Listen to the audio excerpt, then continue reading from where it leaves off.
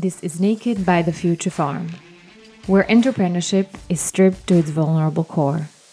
Brought to you by Vladi and Nektarios Lolios.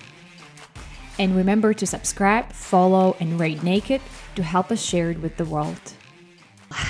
Wonderful. Welcome, Michael. It's really, really nice to have you back. You are our very first guest that is making its returning appearance on Naked, and I'm really glad it's you. I'm honored. Yeah, I'm thinking that's probably the person, because a lot of people I think will know you already.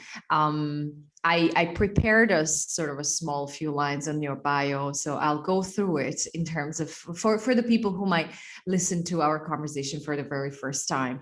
But I do remember that in our first conversation, I introduced you as the legend in the space of mental health and entrepreneurship, and I think it still very much holds to it. But so maybe before I go there, though, just our usual checking in.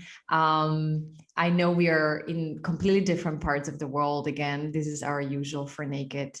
And by the way, hi, Nektarios. We didn't Vladi, hi, Michael. That's okay.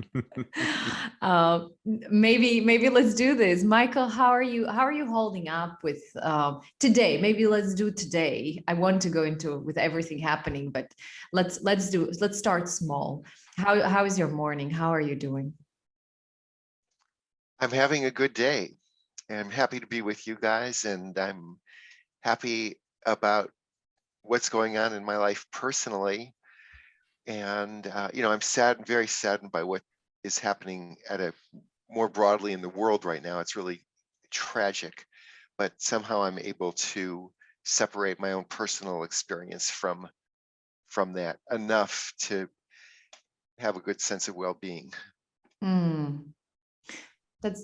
That's good to hear. I mean, Nektarios and I, we've been unpacking and our listeners, you guys who are listening, you will know if you're following our conversation, is that sort of the last 2 weeks or more have been quite more, right? It's more, Nektarios, you are nodding here. It's like it's been quite tough on our end for all kinds of reasons, and we were unpacking the topic of grief and what it means for us on a personal level, because there were some personal sort of losses of loved ones, for our partners and close people, but also the whole situation with Ukraine. I mean, for me, there is a big proximity of closeness, just and still being far away. So it was like a mix of emotions, and that was also, frankly, the reason, Michael, why we wanted you to come back, because Nektarios and I were sort of talking about it, and we were like, hey, why don't we go deeper into this subject? It's so timely, and we have plenty of questions. And what happened with Let's Start Small, Vladi? What happened with how are you today? I think it's because it's nearly 10 p.m. in Karachi, in Pakistan. So I'm like, woo, let's jump into it. How are you? Today? Yeah, it's probably still a little bit of a roller coaster and a tornado sort of a period. Good day today, lots happening though. I feel that I'm sort of navigating from hour to hour. It changes, and the in terms of what I have to deal with, and the scale of it is huge, especially on emotional level. So I want to certainly tap today with you, Michael, into what you said about your state of being. Like, what are some of the ways how you're keeping yourself in that balance? And I was reading posts of some of my friends today who are back in Slovakia, and they're entrepreneurs, so in our field, and they were saying that although they rationally know that they're trying to create this boundary, emotionally it's really difficult. So they're struggling. They use words like overwhelmed, and it's just heavy. So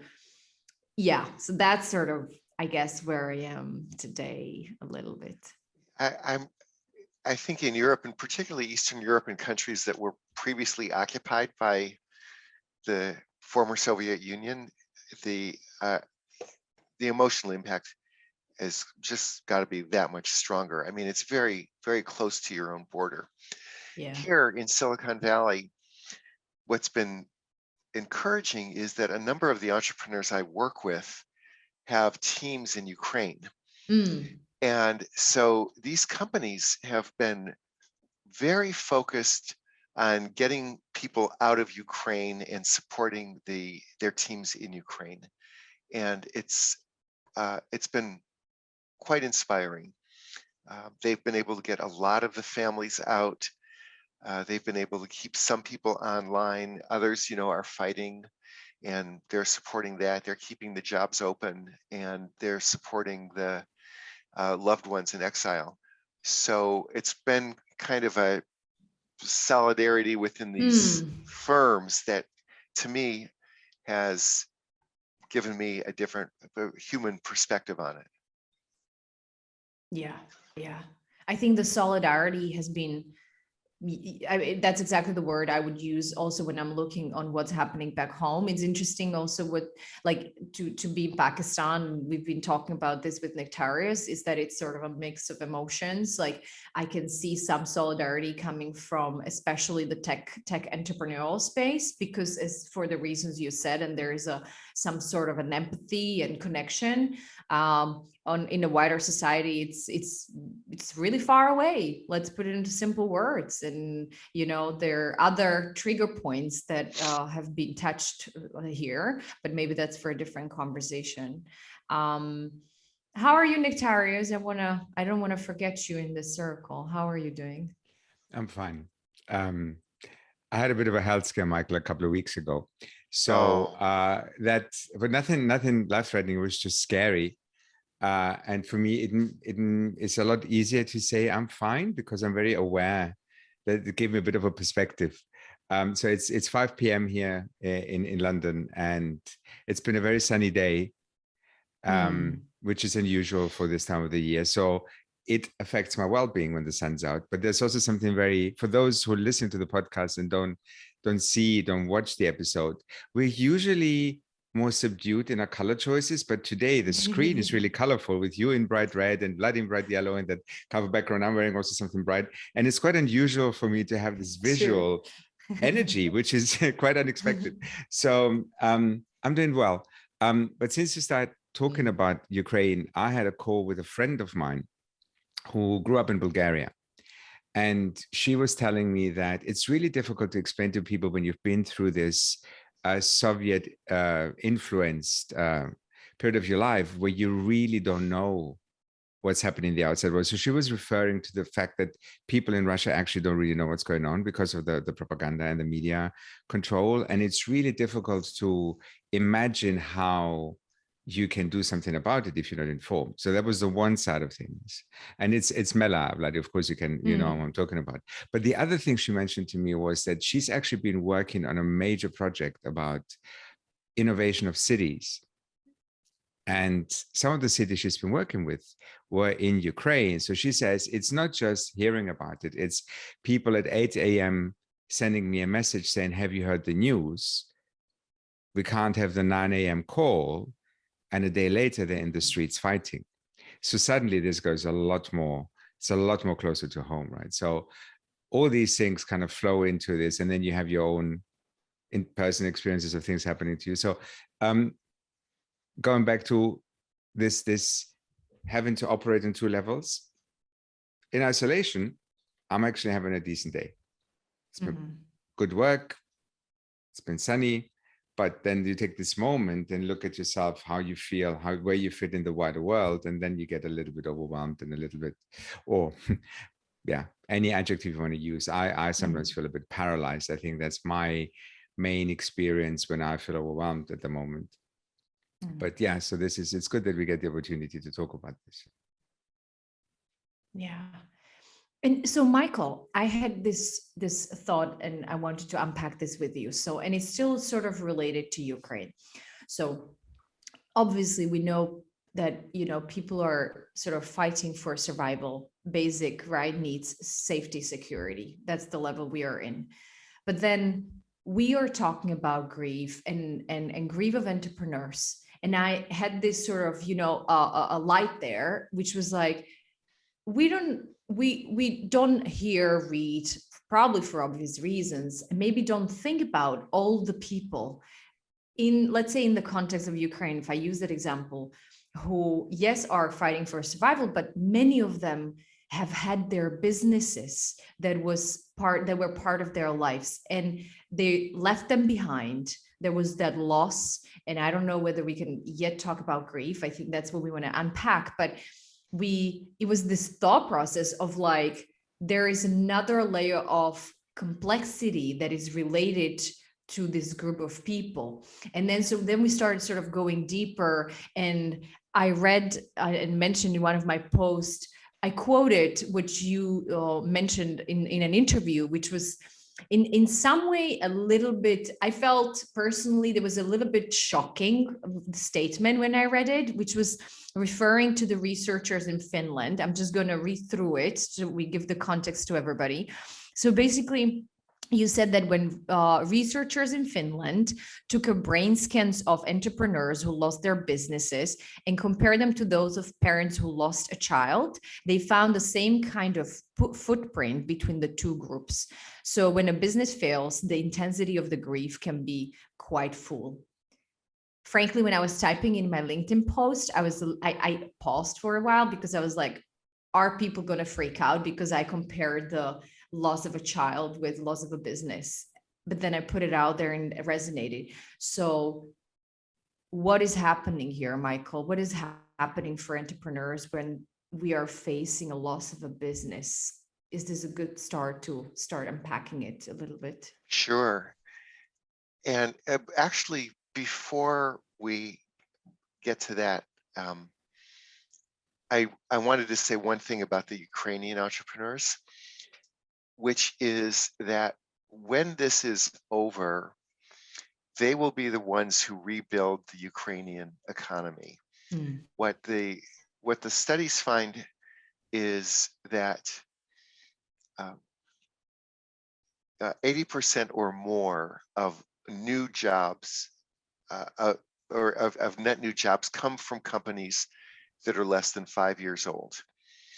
And when there's a recession, and in Ukraine, it's going to be somewhere between a recession or a depression. I mean, there is no economy left.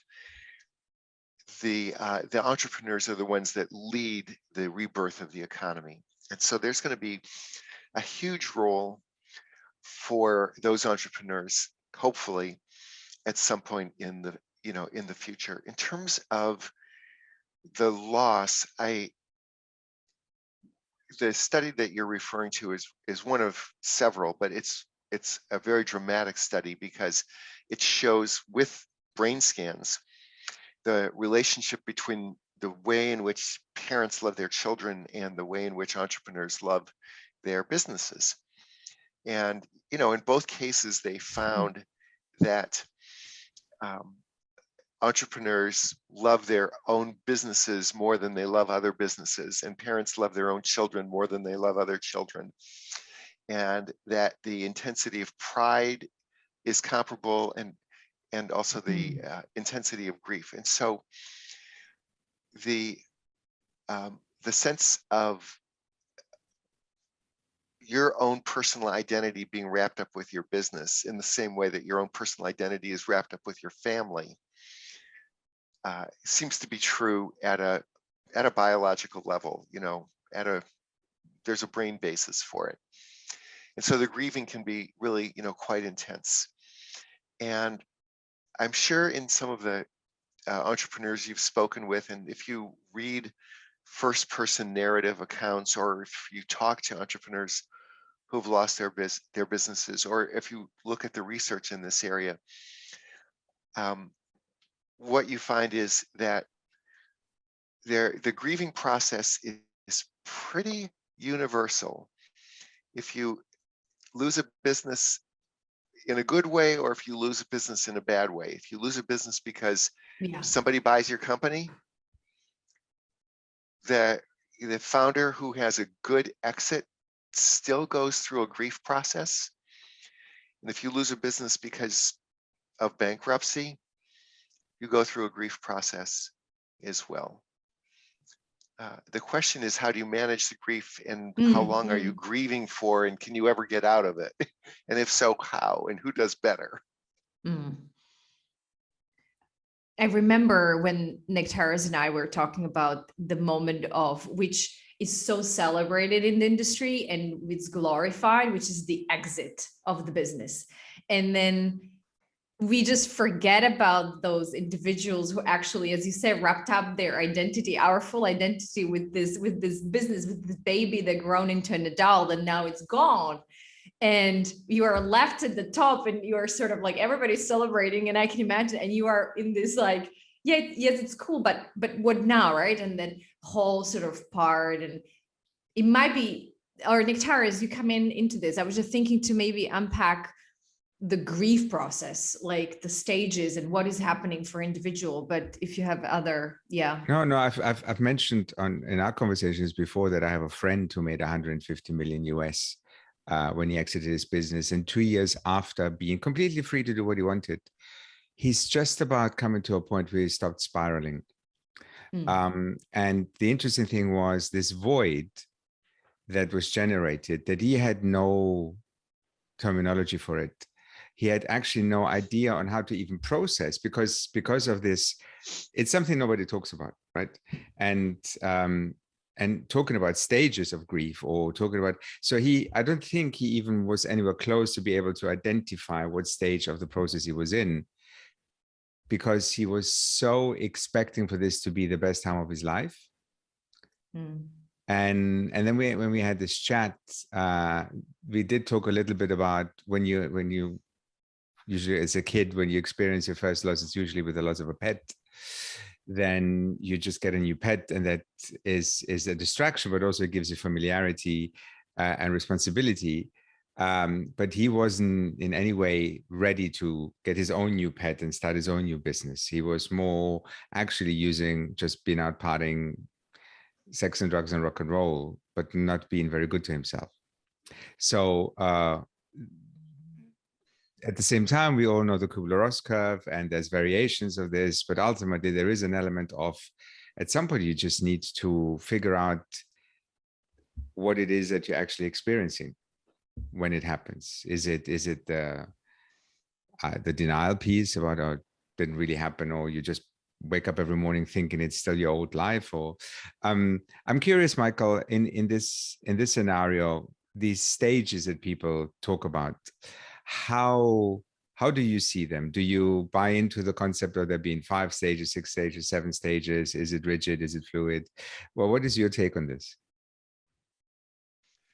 I think, the 5 stages that Kubler-Ross talked about, the first one is denial.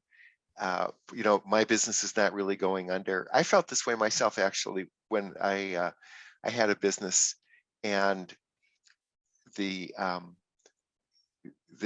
reports about sales were showing me numbers that didn't correspond to what I wanted to see. And like the typical denial thing is, oh yeah, the customers are going to wake up next month. this month doesn't really count. So yeah, denial. And then the anger that kicks in when you no longer can be in denial about what's happening. And then the bargaining stage, and depression, and ultimately acceptance. Yes, I think that those, it's probably fluid, and pieces of that are happening, concurrently. There's another element of it as well, though, which is that, and this is very true for your friend, but for pretty much everybody, that if you're an entrepreneur, you have a role, and you have a role with respect to your customers and your suppliers and your employees, and you got a role. It kind of gives you a sense of prestige or self-esteem with respect to your family or in your community. And when you lose your business, you also lose the role. And so if you exit the business in a positive way, nobody ever prepares you to exit your role. And so your friend that you describe floating around doesn't really have a way of relating to the world anymore, whereas previously he would relate through the role that he was in. The other related piece of it comes from one of my favorite researchers. She's a professor of entrepreneurship at King's College in London, Ute Stefan. She's German originally. And she studies the opposite of grief. She studies well-being among entrepreneurs. And in a study that she completed a couple of years ago, where they looked at like 22,000 European entrepreneurs to identify what were the determinants of feeling positive, what she found was a little counterintuitive. What she thought she was going to find that entrepreneurs generally have a pretty good sense of life satisfaction because of all of the independence and autonomy that comes with their line of work. But instead, what she found was that it was the sense of meaning associated with their work that was what contributed to their vitality as individuals. That people who are entrepreneurs feel as if what they're doing is quite meaningful and gives them a sense of meaning, and that sense of meaning is more important than the money that you earn, and even more important than the independence that you can have in your work. So if you think about losing your business, and your business is where you derive a sense of meaning, that also leaves a huge void. You know, it's existential. That you go from a very meaningful life to a life that feels meaningless. What's the point? You reminded me. Sorry, I was like thinking about one of our founders that we interviewed, the Olympic athlete Kelly Holmes. So she compared these, or she was describing a similar experience where she won the 2 gold medals, and she was preparing for it for a long time, and it was painful. There was also, she was experiencing self-harming, so it was real mental health well-being roller coaster. But still, there was that purpose towards which she was sort of, build her journey. But I think it went much deeper in terms of the meaning of life, because when she actually was at the stage and it all happened and she recognized, acknowledged it, then she said, only then it all started for me. The big question. So who am I right now? What do I do? Where do I start looking for meaning? And I think in some way, and you already touched upon it, Michael, there were those 2 different ways of coping, right? One is I'm going to sort of put my attentions aside and try to, I believe is the restorative way of, so trying to, look for all the other opportunities, quickly build a business, paint my house, etc. It's one of them in the article, it was also mentioned. Or the other one, which is sort of spiraling in the negative thinking of trying to sort of emotional questioning of like, what have I done that I could have done better, or why is this happening, etc. And both seem quite destructive in a way. What's your take on this? And I know we are sort of moving a little bit towards how to get out of this, so I'm happy maybe to come back into the topic itself. But what's your take on how to sort of untie this quite difficult place to find yourself in? I have my own impressions, but also fortunately there is some research literature on this as well that I was able to review, anticipating that you would probably ask me that question. And one study looked at the coping strategies and long-term outcomes of entrepreneurs who lost a business based on their coping strategies. And this study found exactly what you just said, that there are positive coping strategies that are associated with better outcomes, less grieving, less time spent in that kind of negative self-blame, depressed state. And then there are coping strategies that don't work, that are associated with long periods of recovery. So I'll tell you what they are. Yes, let's look into it. The positive coping strategies were acceptance of reality, and acceptance in a neutral way, rather than a self-blaming kind of way, that it is what it is. And so getting over the denial and the bargaining and the protesting, just accepting that we tried and it didn't work. Another positive coping strategy that they found was on positive refocusing, meaning focusing on what can you do in the present that's going to be constructive, again, rather than wallowing in what could you have possibly done that might have made a difference in the past. Then a third positive coping strategy was planning. Where do you want to go from here? And beginning to have turn plans into goals. And one thing, Vladi, that I'll say about meaning is that entrepreneurs are unusually focused on goals, short-term goal and goal achievement, and they engage with goals, they pursue goals, they achieve goals, and the sense of motivation is related to having goals. So if you lose a business and you don't have any goals anymore, that amplifies for entrepreneurs this sense of being kind of lost and adrift. So if you begin to make plans, then you start to have goals once again, and you have something to pursue, and that helps you get back into a more positive state of mind. Reappraisal, positive reappraisal. What does that mean? For example, what it means is, like, instead of blaming yourself for being a failure, what I tell entrepreneurs, that if your business failed, that means that you're average. You're not, business failure is the normal outcome. In fact, almost 75% of businesses that get money from investors fail to return the money to investors.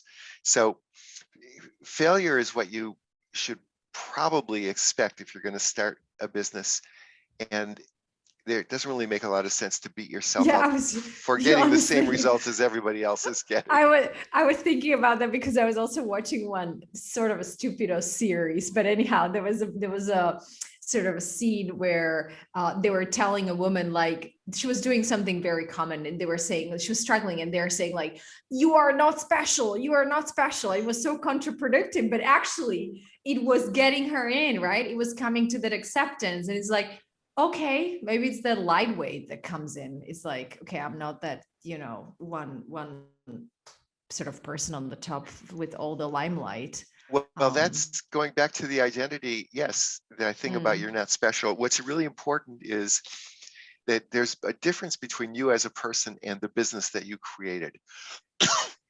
You're not your business. Your business was an enterprise. These enterprises come and go. And it's just something that you as a person created at a certain point on your own personal, journey. So put it in perspective, keep it in perspective. Those were the positive coping strategies. The people who really didn't recover, and there are some studies that suggest that many people who lose businesses are quite damaged for 2, 3, 4, 5 years afterwards, quite a long time, and some people never recover. And they're the ones that tend to blame themselves, and that they ruminate, they can't get out of their own head. What could I have done differently? And they also kind of drift into catastrophic thinking. My life is over. Nobody's going to ever want to talk with me again. I failed once. Everything I do going forward is going to be another failure. Blame themselves, blame other people for their problems. So these are like negative, non-adaptive strategies that kind of make it worse. So there are things that you can do to mitigate the grieving, or there are things you can do to make it worse. And you know what? No, go ahead, Michael. I was just going to say, somebody who was discussing this subject was lamenting that they didn't get warned ahead of time. Highly likely you're going to fail, and if you do fail, these are the 3 things you can do to make it better, and these are the 3 things that if you do these, you're going to make it worse. I like that.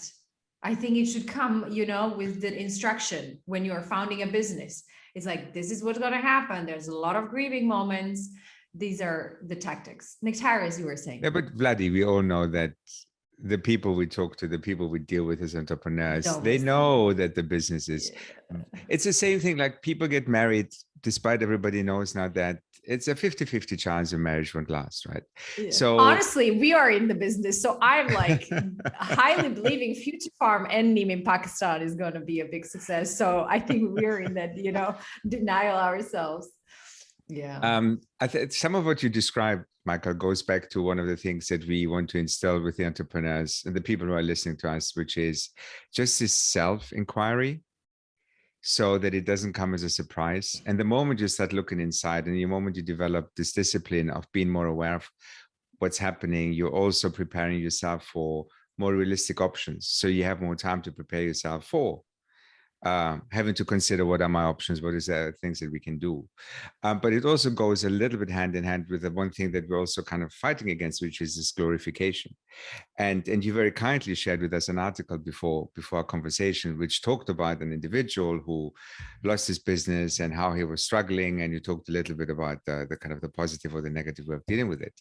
And I read the article, but I couldn't help myself seeing this article, which was on page 63 in a bigger publication, which was everything else was this glorification. The next article was, and here are people who raised hundreds of millions of dollars. And I was thinking, how many people will actually take that moment to read this really important piece, which ultimately said, you're not special, and that's okay.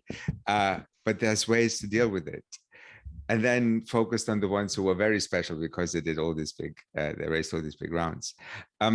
I wanted to kind of, because you also mentioned Ute, which is really interesting, because I came across Ute when she did a session on entrepreneurial well-being about 6 months into the pandemic. Because we started talking about Ukraine, we talked about individual cases, but one of the very recent experiences of a collective grief experience was when the pandemic hit and nobody knew what was happening. We were experiencing loss on an individual level. We experienced loss through people losing their businesses because of the pandemic. And I think it's fascinating that the factors that cause the grief could be different, because you lose your business for whatever reason. It could be your clients not knowing that they should be behaving better, like in your case, Michael, or it could be something external that you have absolutely no control over, right? And I have to say, I experienced grief very much. I experienced the pandemic very much as a personal grieving experience, because everything that I enjoyed in life was taken away from me. Not just the business, but the travel and the eating and the culture and the stuff that everything's social. Yeah. So we have talked a little bit about the things you can do when you're in it, but I would like us to stay a little bit with the stages, because one of the things that I struggle with, even now when it happens, is acknowledging, getting to that stage of just acknowledging this is what's happening right now. So when I'm in denial, of course, I cannot acknowledge that I'm in denial, because that's the whole point of it. I'm fighting against it, right? But then when it gets to anger, what do you do when you're in this anger phase? Or is there something you can do to support migrating from one stage to another? And I'm asking specifically because as the entrepreneurial types, we like to have tools. It's not easy to just sit back and go, this is a process that you have no control over. So how's your experience in dealing with people who are going through this and really struggle to actually accept the process? You know, I am remembering one company that I worked with where there were two co-founders, and one co-founder was all wrapped up in those stages of grief as the business was failing. Very emotional. It's not happening. It's somebody else's fault. It's unfair. And just a lot of anger, a lot of resentment, a lot of disbelief, a lot of denial. The other co-founder was more able to just accept reality, had the more positive coping strategies. And that co-founder got a lawyer to help wind the business down so that they didn't have to go through bankruptcy, and so that they didn't have to deal with lawsuits with all of their, suppliers who weren't going to get their accounts paid off. And it was thanks to the one who didn't have the strong emotions, but who had the more rational judgment. The co-founder who was emotional and who was swept up with all of that intense grieving ended up not getting sued, and at least they could wind the business down in a way that was not too damaging. But does that mean, sorry, Michael, didn't want to jump in. I see, finish your thought, but I had an immediate question that popped into my mind. My thought was that that there's a difference between serial entrepreneurs and entrepreneurs that start one business and that's it. And the serial entrepreneurs who start their second and their third and their fourth businesses, one of the differences is that the more experience they get, the less risk they take. That the early stage entrepreneurs, the younger entrepreneurs, the ones that are starting their own business, they take a lot of personal risk, all of their time, all of their energy. They finance a lot of it personally or friends and family. And they're highly, highly identified with it. As the entrepreneurs get to be in their 40s and their 50s, they are more likely to bring in investors earlier on and have co-founders and mitigate their own risk and just focus on building a business that is addressing an opportunity. And so they reduce their vulnerability to grief if it fails by insulating themselves a little bit. So does that mean, just to put it into simple words, are we saying that we are aiming to shorten, ideally, that grief period? Because I felt actually very comfortable coming into this conversation by learning more about it, by being able to acknowledge it, by recognizing it, and nearly to, I also had a question for you, which was related to coming to the acceptance, right? I felt like, is there sort of a point of acknowledging this whole thing, and which comes with the acceptance? So I think my overall question, just listening to you, Michael, is that if somebody's listening right now and they are emotional and maybe they're trying to identify where I am on this journey, like, is there a connotation of sort of qualitatively assigning to this process? Like, is grief, should we try to shorten it? Should we try to avoid it? Should we try to ideally jump from acknowledging towards acceptance? How are you looking at this? So then, maybe that's where I I'll would pause. say yes, to facilitate a positive adaptation to your circumstances. I guess the way you asked the question, I kind of go in two directions. The first direction is, I think, what people in the ecosystem, and particularly people who work with the younger entrepreneurs, can do, is to de-idealize your business.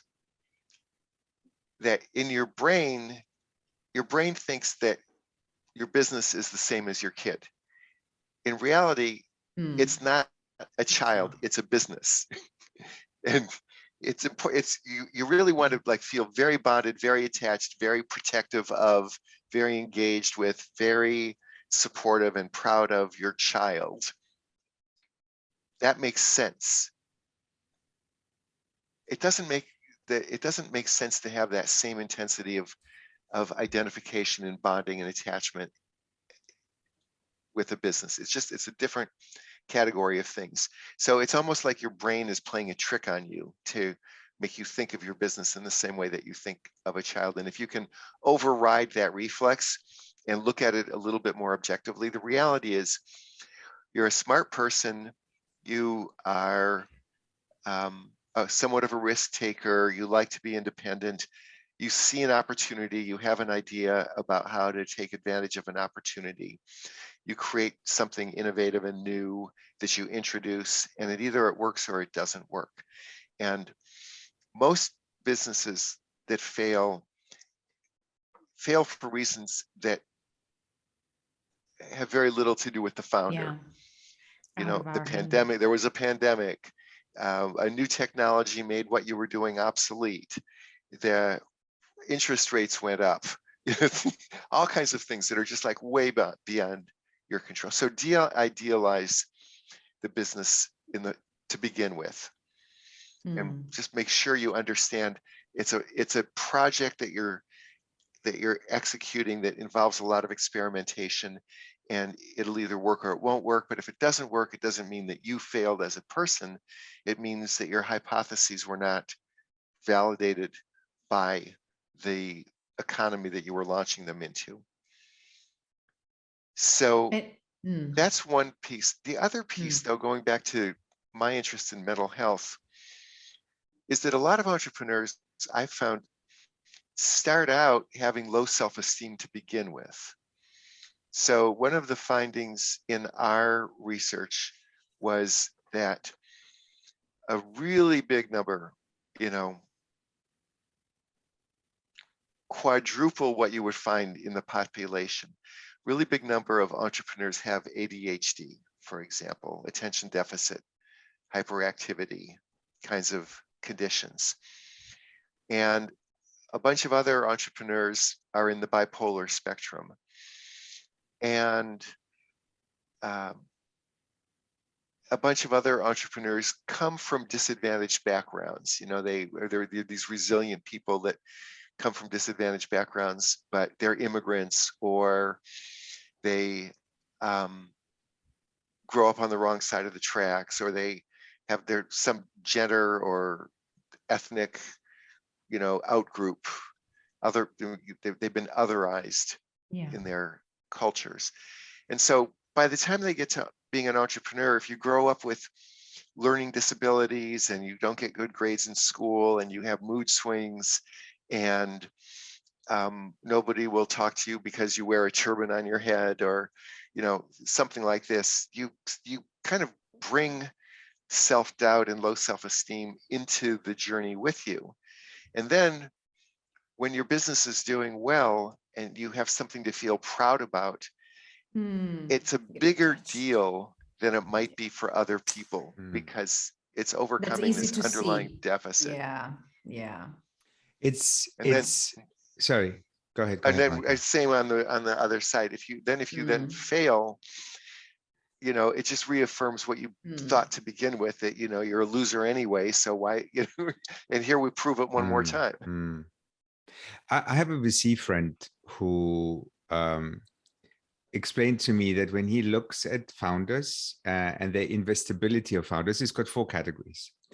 There's the tourists who just do this because they just put the toe in the water, but they don't seem to have that desire to persevere.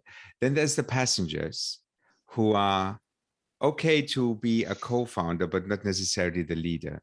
And then there's one, I've forgotten the categorization, but it's people who could see something and see this as an opportunity to take this somewhere, but they don't have that sense of meaning that you described. And the top category is the ones with a chip on their shoulder, the ones who have something to prove that it's got nothing to do with the business, right? And for him, these are the most investable ones, because these are the ones who will really do anything to get the business succeed. which I always find a really intriguing categorization, which has nothing to do with the business or business experience, right? Now, you describe the flip side of that, which means that when the business fails, the emotional toll it takes on people who are those who have an extra cause because it affects their low self-esteem or the reasons that they're building this in the first place. That kind of makes a lot of sense. It feels very predatory from your friend, I have to say. I mean, it's a VC feeling, right? Yeah, exactly. Here we go. Yeah. What do you think about that, Michael? I think you're right, and I think that would be another podcast. But about the ways in which investors exploit entrepreneurs, and vice versa, the way in which entrepreneurs exploit investors. It's a different subject, but it's a real issue. Yeah. It's also a date for us. I love the idea of going down that path. We should. This is going to be our next conversation, because people don't talk much about it, right? So it's wonderful. The thing you mentioned now about this intersection of meaning, the fact that although we know we're not special, we kind of do think we're special because that's why we're doing this, because we think we have all the skills to do what other people can't do. But then also the insecurities that we have that come into play the moment things go wrong. So playing back to what you said, that makes the entrepreneurial type stand out from the general population, right? But at the same time, when something happens that causes grief, we all have a grief experience in various aspects of our lives.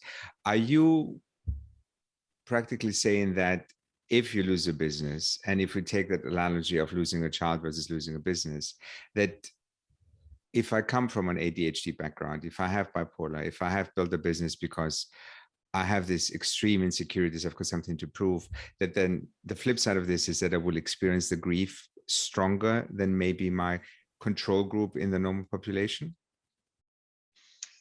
Yes, in the sense that there's a difference between grief and failure.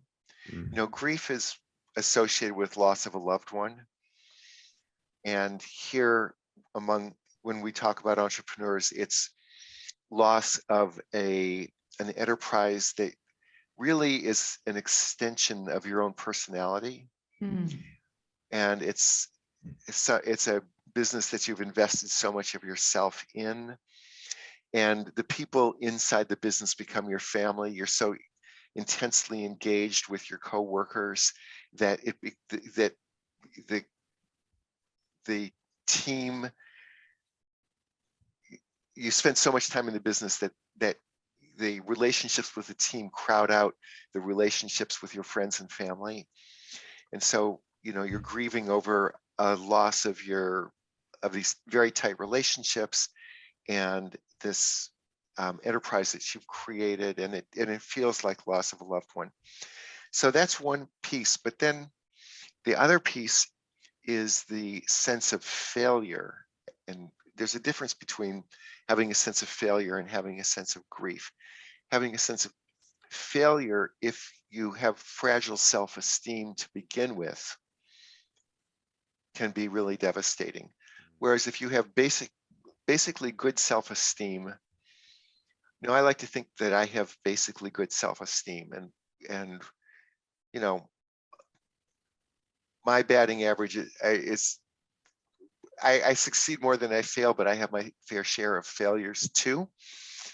And the way I think about it is you win some and you lose some. And on average, I'm like winning more than I'm losing. So overall, not too bad. That's how you process failure if you have healthy self-esteem. But if you have fragile self-esteem, and if you have this deep inner belief that you're a loser, you're a failure, nobody's going to ever care about you, you don't matter, you know, and then you fail at something, you get a bad grade on a test, or your business fails, or, you know, you get rejected in a love relationship or something. The feelings of worthlessness are really amplified by that, because the self-esteem is fragile to begin with. And so that's another, I think, opportunity for people who are interested in building a safety net for entrepreneurs. One part of the safety net is how to have basically good and healthy self-esteem, independent of if the chips are up or if the chips are down. Yeah. I mean, I wanted to ask you, what's the way out of this dark place, right? If you find yourself with a lot of those doubts and the sort of question around my value and worthiness, but maybe it's too big of a question to ask. But I'm not looking for a cookie cutter, but yeah, how would you, I mean, there might be people who are listening and even, we might have that question once in a while, frankly. I just tell people to remember from the very beginning that your net worth is different from your self-worth. Oh, that's nice ways to put it. Yeah. Those people who had a high net worth before the pandemic, and then all of a sudden they had to, as a friend of mine owns 6 restaurants in San Francisco. It just had to close all 6 restaurants all at once. Well, restaurants are always losing money. It's a very hard business to be in. And so good thing for him, his sense of self-worth was not all tied up with his sense of net worth, because life is unpredictable. You just don't know what's going to happen. So go into it knowing that your self-worth is different from your net worth, and then maintain aspects of your identity that don't have anything to do with being an entrepreneur. Make sure you don't lose touch with your friends and family, and make sure that you have one interest or hobby that has nothing to do with your business. Yeah. So we're coming back to basics, basically. Yeah. No, I hear you. When you said about the net worth, I was actually thinking that for a lot of us, it might be that my identity, my self-worth is not it doesn't equal my social currency, my status, because I feel like that's a big one. That's a big one still. And I personally still struggle with it once in a while. Just last time we were laughing with Nektarios that I deleted a status about our conversation from LinkedIn because I was expecting a much higher, reactions from people. And I literally deleted it. And in that moment, I was like, what are you doing, woman? But, so there was that sort of whole process. But yeah, it's still there. That's the kind of what's the pernicious dimension of social media, is that it plays right into low self-esteem by kind of creating this false sense of approval and validation. Totally. Yeah. So I think it's better, if you're coaching entrepreneurs, I think it's better to coach them about the importance of solving a problem rather than the importance of improving your own sense of importance in the world, or proving, your self-worth. That being the case, it is true that a lot of people enter entrepreneurship with a chip on their shoulder. And what's funny about that is that even when they get the recognition that they still have a chip on their shoulder, that you don't solve it, the success doesn't solve it. Yeah, that's a big truth. We were having a casual chat about this yesterday because we were it was a dinner with 4 people, all of whom have grown up with a sort of parents where when you come home with a 95% kind of mark on your test, the only thing you hear is what happened to the 5%, rather than celebrating the 95. And we were all carrying this chip on our shoulder that was partly kind of instilled to us by in our upbringing, right? This whole it's never good enough, and you're trying to find these additional validation elements in your life. This has gone a very interesting direction, but I just want to acknowledge what you said, Michael, because I think for me this is one of the big learnings. I mean, it's interesting to hear about the coping mechanisms, and then there's the positive ones and the ones that kind of lead you to spiraling more, but also this clear definition or distinction between a grieving process and what is failure. And because when it happens, conflates. It happens at the same time. Together. Yeah. So we really can't necessarily separate them. And this being able to just acknowledge that, oh, this is what I'm experiencing, but it doesn't mean that I'm the failure, is Yes. a really important thing for a lot of people that we know who may not necessarily have that awareness that it deserves some exploration, it deserves some introspection between the feelings and the response, the emotional response to something that happened. And this is why I feel that there is a social policy agenda here as well, because our economies depend on entrepreneurship. Yesterday, I was meeting with a bunch of entrepreneurs in New Zealand. And I did some research ahead of time and discovered that in New Zealand, 18%, like 17.9 or 17.8% of people in New Zealand are entrepreneurs, defined as self-employed with or without employees. So if the average entrepreneur in New Zealand has one employee, in America, it's about 2.2. So let's just be very conservative and say the average entrepreneur has one employee. What that means in New Zealand is that 34% of all working people are attributable to entrepreneurs and their employees. It's probably higher than that. And now you have like 50%, 75% of these businesses are failing. And we also know that when a business fails, people can be affected for 2, 3, 4, 5 years, and they get depressed and they are in debt, and there's no safety net for them. I think, in my way of thinking, if the economy requires 10 to 20% of people to be self-employed, and you know that 50 to 75% of those businesses will fail, and you know that when these businesses fail, people are going to have depressive episodes and drug and alcohol problems, and are going to end up in debt. It seems like there's a piece missing somewhere. Yeah. There should be on the bottom end of needs that. to show up. Yeah, I totally hear you. It's like, where are you, to provide support to all of those people in order to thrive and support the whole, right? To support the system. I'll give you one good example is what they did in France. In most countries have unemployment insurance for people who have jobs. If you're an employee of a firm and you get downsized or something, you have unemployment insurance and you earn like 2/3 of your salary for a year or 18 months or something. But there's no unemployment insurance for entrepreneurs, even though you know that 50 to 75% of them are going to be like unemployed. Yeah. That's in France, that's crazy. They created a new scheme where now there's unemployment insurance for self-employed people. And so they put a little cushion on the downside of this. And what they found is that those people bounced back faster and they started new businesses, and they, contributes to rebirth of the economy.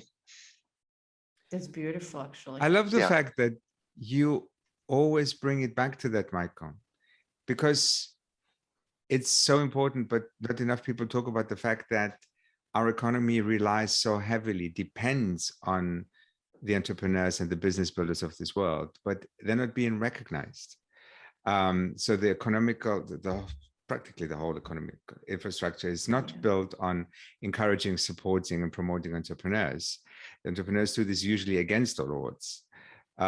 So the example that you just brought about France means it's also a recognition that if we look after the people who take the bigger risks, because the majority of new jobs will be generated by companies who've been around for less than 5 years, then there is a real kind of call out for systemic change that you remind us of every time we talk, and it's wonderful. It's really nice. Change. Yeah.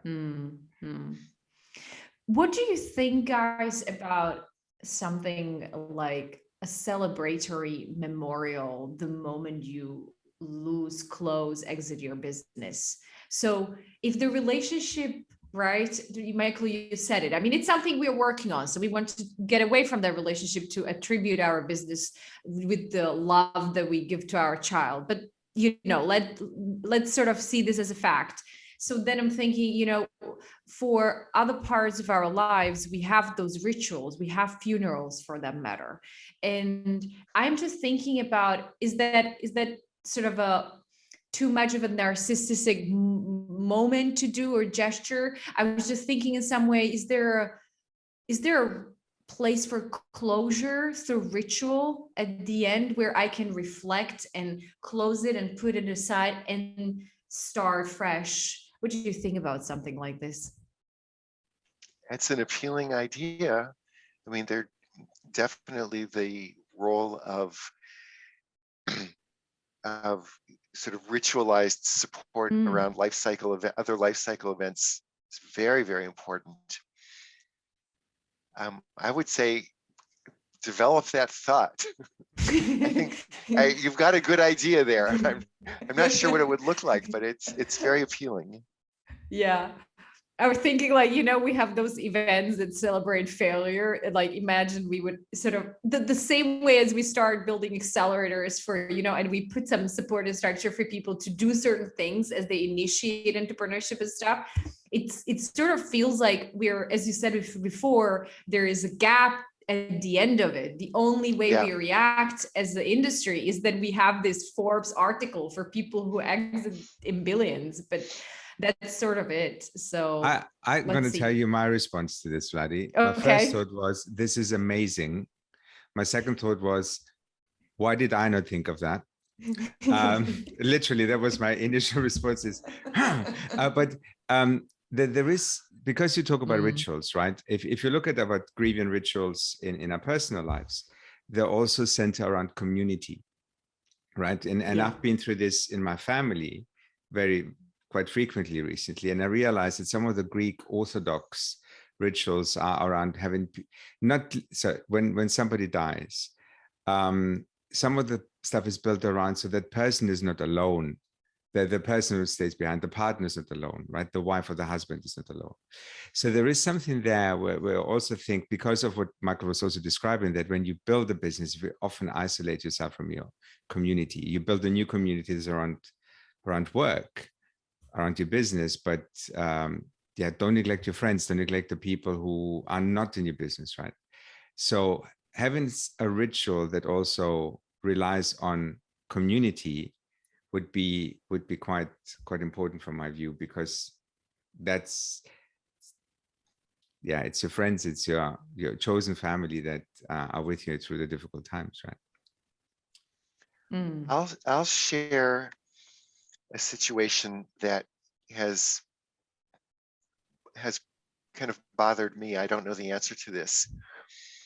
There are these organizations out there like YPO and EO, it's Entrepreneurs Organization, and the Young Presidents Organization, and there are a lot of them.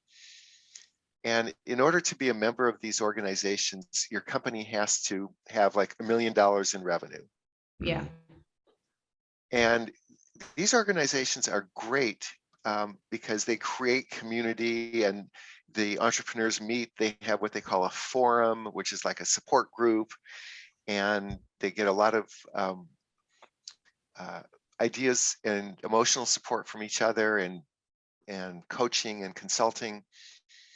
But then if your company starts to fail and you don't have $1 million of revenue anymore, you have to exit the organization. And and so just when you need that community support the most is when you get kicked out. This hurts. To me, there seems like there's something wrong with that scenario. Have you reached out to them? Maybe we should collectively write them a letter. Yeah, I've talked about it with people, and they agree, but they don't know how to change the criteria. Yeah. I It guess sounds like there's something wrong in design of the whole sort of Yeah, and I think it's maybe there's a tendency to blame the victim. I'm saying that if your business fails, that makes you like a normal. But because we idealize entrepreneurship and success so much, if a company begins to fail, I don't know. I'm just wondering if the other entrepreneurs in that organization don't want to associate with that person as much anymore because of their negative associations. So my immediate first thought was like, is the criteria of how much revenue and profits your company makes the right criteria for a shared experience as a community, right? Is that the right factor? Because I can totally see that shared experience and maybe stage of growth is important, but is that the criteria by which you enter and exit? So I think that's probably where it hurts, but yeah, maybe we give them a call. It's not the most up and hope-giving note to end on. I would like us to just acknowledge some of the stuff that we discussed, because I'm also mindful of the time. But I really think there's a couple of things you said to us, Michael, that are really hopefully giving people hope and perspective if they're going through their journey, or as the people who deal with entrepreneurs who are struggling. The reframing or reappraisal that you described, giving yourself perspective of where's the line between the business and yourself. Where's the line between grieving because it's a fundamental loss, and just processing failure, which is the enterprise, the business. I think these are very important messages. And I think after the things that we've also been through in the last few months, maybe it's also good for Vladi and I just to take a moment and reflect on that and go, what does this mean for us individually? Because we both had a bit of a roller coaster. I think this was wonderful. I'm also very intrigued by the next conversation we will have, which is about how both sides keep exploiting each other. Yes, and for that one, look at the relationship between producers and movie stars. You know, it's a similar kind of thing. I've heard that before. Okay, this is already starting to be interesting, but till next time. Nektarios, I just would say on the reappraisal piece that if you can look at entrepreneurship as a learning process, and the way we learn is by trial and error, and you find that many entrepreneurs do become serial entrepreneurs, which means that they failed, and for them, failure is part of failing is part of succeeding, because it's learning. And so you're on a journey, and if you realize that while you're on that journey, things will happen that are beyond your control, but that you can learn from them, and that you can improve your effectiveness at the same time as being sanguine about the amount of risk that you're taking and the limits to which you can affect your own destiny. You know, I think that kind of attitude can be very helpful, particularly if you go into the experience understanding that. Thank you, Michael. Thank you. Thanks for being with us. And I was thinking through this, I'm going to say it in this naked living room of ours with us. And till next time, I think we will certainly reach out to have you more. I'm already thinking and looking on Nektarios that this might be a reoccurring appearance, but let's see what we get to cook together. So be well. Okay, you too. Thanks for inviting me back, and happy to stay engaged in the dialogue. Thanks, Michael. This was very insightful.